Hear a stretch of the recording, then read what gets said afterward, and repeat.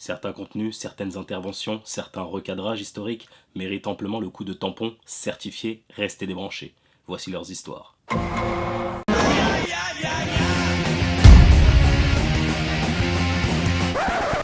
Je pense que cette hiérarchisation est obscène. Je lui en veux parce qu'elle aborde un barème qui est celui de considérer qu'il y avait chez les nazis l'extermination terrorisée des juifs et chez les noirs, donc plutôt on les maintient en bonne santé pour qu'ils puissent travailler. Ça, c'est le barème dont elle parle publiquement. D'autres parleront de la quantité de morts de ces deux crimes contre l'humanité. Et dans ces cas-là, effectivement, on dirait 11 millions de morts pour les esclaves contre 6 pour les juifs. C'est ça le calcul obscène qu'elle nous fait faire. D'autres parleraient de la durée de ces crimes contre l'humanité. 11 et 4 siècles pour la traite arabe et la traite transatlantique, et le temps du conflit pour la Shoah. Donc c'est ça, je trouve absolument dégueulasse, écœurant, de nous contraindre, Gilles William Goldanel Est-ce que c'est pas de l'ignorance et nos ancêtres. Est-ce que c'est pas simplement de l'ignorance de la part de cette Christine comparaison. Angot? Vraiment, je trouve ça obscène.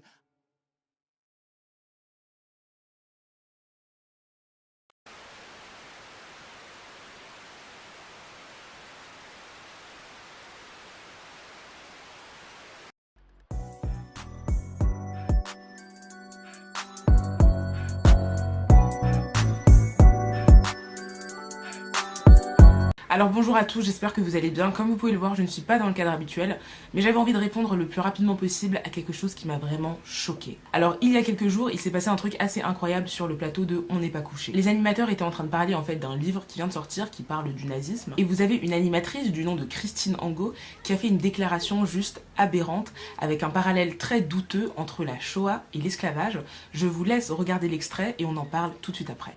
Le but avec les Juifs, pendant la guerre, ça a bien été de les exterminer, c'est-à-dire de les tuer. Et ça introduit par exemple une différence fondamentale, alors qu'on veut confondre avec par exemple l'esclavage et l'esclavage des Noirs, envoyés aux États-Unis, etc., ou ailleurs, où c'était exactement le contraire. C'est-à-dire l'idée, c'était au contraire qu'ils soient en pleine forme. Qu'ils soient en bonne santé, bien sûr. Qu'ils soient en bonne santé pour pouvoir travailler les au maximum, vendre et pour qu'ils soient commercialisables. Donc non, c'est pas vrai que les traumatismes sont les mêmes, c'est pas vrai que les souffrances infligées au peuple sont les mêmes. Et c'est bien pour ça qu'on doit être attentif chaque fois aux détails, à la particularité. Alors vous êtes choqués, moi aussi, et c'est pourquoi aujourd'hui j'ai décidé d'utiliser ma plateforme YouTube et ma visibilité pour faire une réponse publique à Christine Angot. Parce que oui, Madame Angot, j'ai beaucoup de choses à vous dire.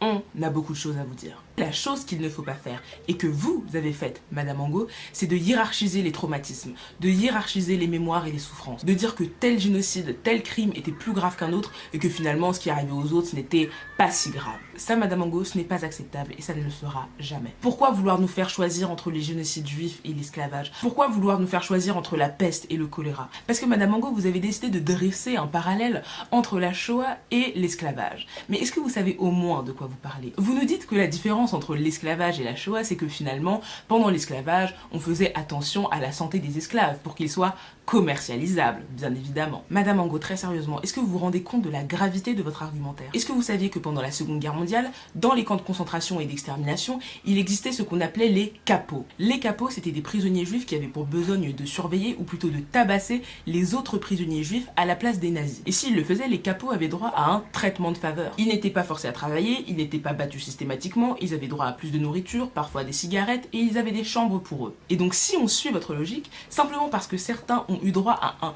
meilleur traitement, cela signifie que tout ce qui s'est passé n'était pas si grave. C'est ça votre logique? Est-ce que vous vous rendez simplement compte de la portée que votre argumentaire peut avoir? Et puis encore une fois, Madame Angot, si vous saviez de quoi vous parliez, vous saurez que la plupart des esclaves mouraient pendant la traversée. Est-ce que vous savez ce que c'était que la traversée pour les esclaves? C'était rester dans des bateaux qu'on appelait des négriers pendant des mois et des mois. Les esclaves étaient nus, enchaînés comme du bétail, entassés, empilés les uns sur les autres, dans leurs excréments, dans leur sueur. Pendant des mois, Madame Angot, la plupart mouraient de maladies, de faim ou tout simplement de mauvais traitements. Et c'est ça ce que vous appelez prendre soin de la santé des esclaves? Des millions sont morts de cette manière, et une fois qu'ils étaient arrivés et vendus, quand ils étaient fouettés à mort, battus jusqu'au sang et qu'ils mouraient de leurs blessures, est-ce que pour vous c'est ça, prendre en compte la santé des esclaves? Est-ce que pour vous c'est ça, être en bonne santé, comme l'a dit votre collègue sur le plateau? C'est-à-dire l'idée, c'était au contraire qu'ils soient en pleine Ils sont en forme, bonne santé, bien qu'ils sûr. soient en bonne santé pour pouvoir Travailler les au maximum, vendre ouais. et pour qu'ils soient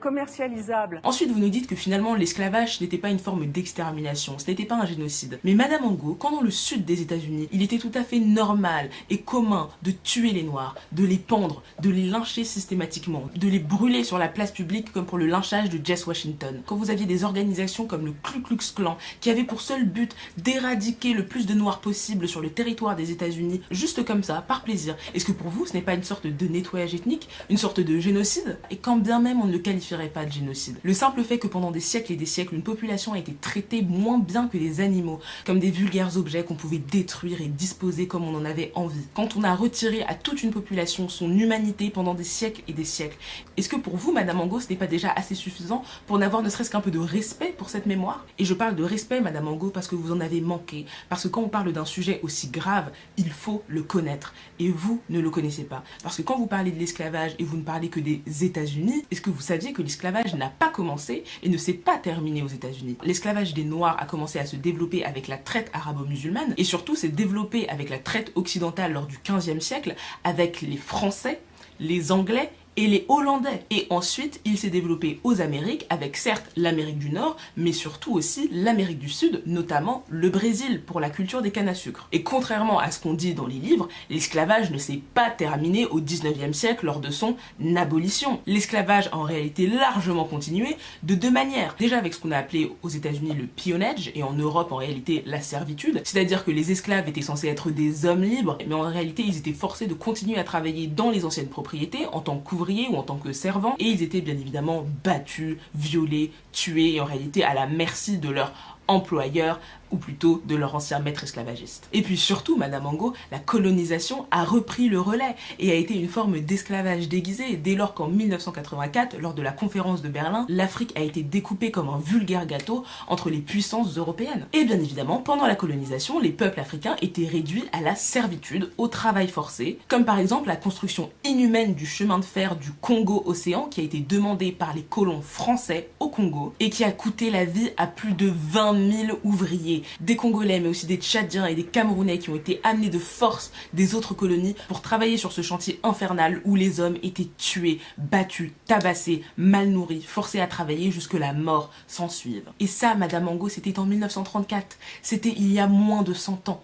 Il y a moins de 100 ans. Est-ce que vous saviez que le premier camp de concentration a en réalité été instauré dans la colonie africaine de Namibie par les colons allemands lors du génocide des Namas et des Herero? Est-ce que ça, vous le saviez? Les prisonniers étaient tués, torturés, affamés, forcés à travailler. Les prisonniers étaient parfois tués tout simplement pour que leurs cadavres puissent être utilisés dans le cadre d'expériences scientifiques pour prouver que l'homme noir était inférieur à l'homme blanc. Et figurez-vous que ce sont les prisonniers eux-mêmes qui devaient dépecer les cadavres, astiquer les crânes de leurs confrères et de leurs consoeurs pour qu'ils soient utilisables par les médecins allemands. Est-ce que ça vous le saviez, Madame Angot? Probablement pas, comme la plupart des personnes, étant donné que ce genre d'épisodes de l'histoire sont souvent passés sous silence, parce que bon, on le sait bien, l'histoire est écrite par les vainqueurs et jamais par les victimes. Donc au final, Madame Angot, on parle de siècles et de siècles et de siècles d'un esclavage institutionnalisé envers une seule population.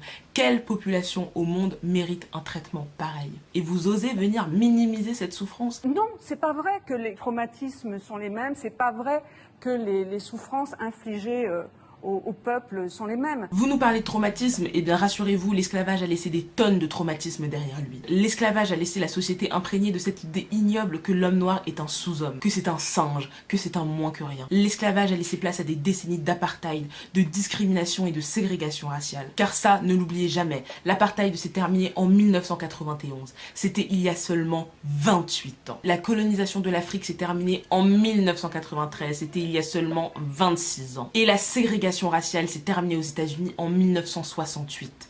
C'était il y a seulement 51 ans, Madame Angot.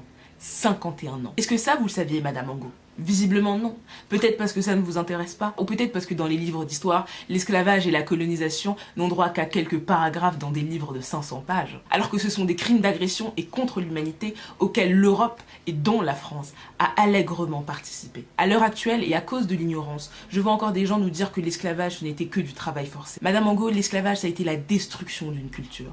L'Afrique a été vidée de sa population, a été vidée de ses ressources, a été vidée de ses richesses, pendant que l'Europe pouvait se gaver grâce au travail des esclaves et aux territoires qu'ils ont pris en Afrique. L'Afrique n'a pas pu se développer par elle-même parce que sa population a été privée de tout pouvoir et de tout droit. Et c'est ces mêmes puissances occidentales qui aujourd'hui peuvent se vanter et se targuer d'être les premières puissances mondiales. Oui d'accord, mais à quel prix?